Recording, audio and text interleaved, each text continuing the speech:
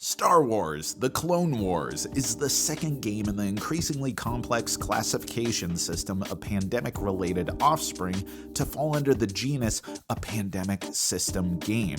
Players are Jedi Knights working cooperatively to complete a number of missions during the eponymous Clone Wars, ultimately triggering a finale based on the game's Sith nemesis, Sithnemesis, which results in an uber finale mission needing to be completed to win the game. Speaking of which, there are 4 possible Sithy duos to choose from.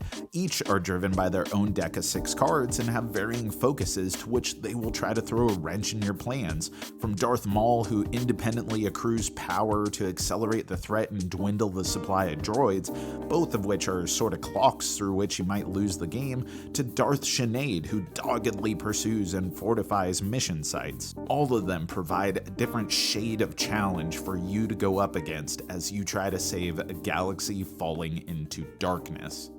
Now, as I said in my World of Warcraft Wrath of the Lich King, a pandemic system game review, I liked that it was pandemic-y, but not too pandemic-y, and this is the least pandemic-y of them all. The DNA's here, but the vibe feels like a further evolution of what was started last go-around. From a global, or I guess galactic perspective, it's got that same great pandemic-y taste. I mean, on your turn, you can take up to 4 basic actions, which include move across the map, take care of the spreading badness, in this case these cute little droid doodles, and then progress the missions, which are what you need to do in order to complete the game. At the end of every turn, the board populates with bad stuff at an increasingly alarming rate, which if you don't take care of becomes exponentially more bad with more and more little droid doodles, which will lead to fearsome blockades that prevent you from interacting with anything else on its planet, and of course,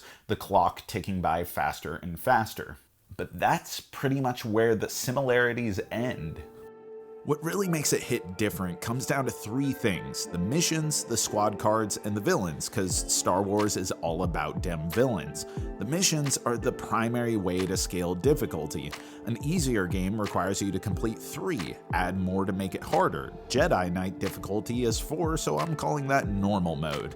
The big ol' stack of possible missions take place throughout the galaxy, which let me quickly mention that any location reference in the game has a little map and a red icon showing where it is, which is kind of a life-saving convenience that I love.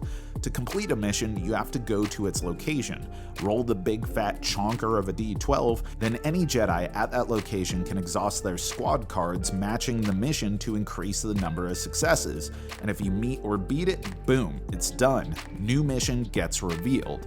Having a wide variety of missions with different storied planets from the fiction, relying on different asset types, and often having their own upon revealed or upon completion effects does a lot with a little, really peppering the game with theme and mechanical nuance. Which brings us to the squad. Another big departure from classic Pandemic is that the cards in your hand are A, drawn one at a time from the deck using a standard action for each draw, B, are all face up on the table, and C, aside from unique allies, don't need to be discarded for use, which, beyond contributing to tests, yellow armored equipment can be exhausted to absorb damage, blue ships double your movement in an action, and purple stealth and red assault troops, though not combinable, can add to an attack roll using the aforementioned big blue die.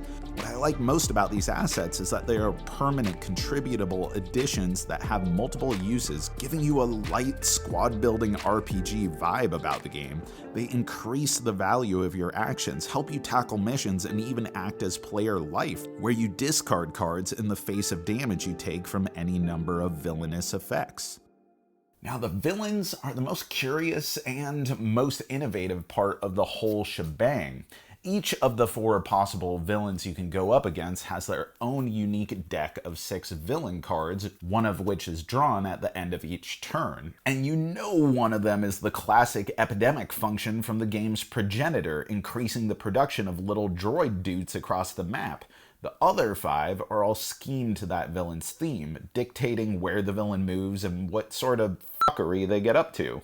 And whatever your chosen villain, each of them have their own big fatty health unit that sits on the map, and many of the villain cards have even worse effects if the villain's mini is present on the board. So you have a choice to make. As a good Jedi Knight, you could go after the mission, progressing towards your goals, or you could go after the villain themselves. But in doing so, even if you remove them, yeah, it'll make things a little bit easier temporarily, but at least one of the villain cards in each of their decks will send them right back onto the map. Pretty tricky pickles in a galaxy far, far away.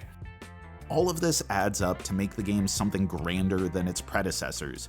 Yes, it has the same tight mechanical underpinnings and relatively fast gameplay the line is known for, but the semi-permanence of the squad cards acting as attribute buffs to skill tests and the different thematic and strategic shades of the villains and missions, not to mention the hero characters who all have simple but incredibly meaningful once-per-turn free actions, bridge the gap between Pandemic and something more like Fantasy Flight's Arkham line.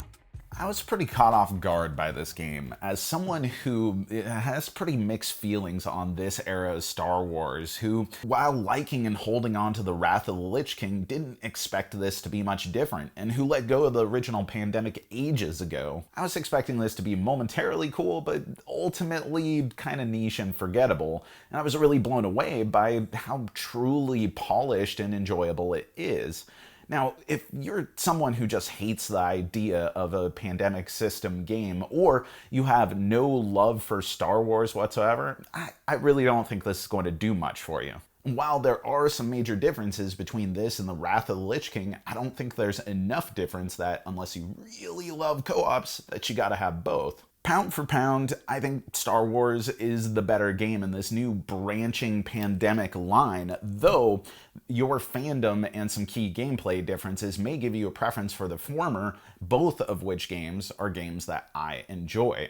But if you like tight cooperative games, you love Star Wars, or you just really like the idea of Pandemic, but it was missing that sort of epic oomph that you were looking for, a little extra pizzazz, well, this new Star Wars: The Clone Wars is a new hope in this pandemic system far, far away, or something. I'm really missing the metaphor there, but you get the point. And that's our review. But I want to hear from you. What is your favorite Pandemic game, your favorite Star Wars game, and what game do you want to see in this pandemic system line adapting various otherworldly universes? Maybe a Stormlight Archive pandemic system game could be on the horizon.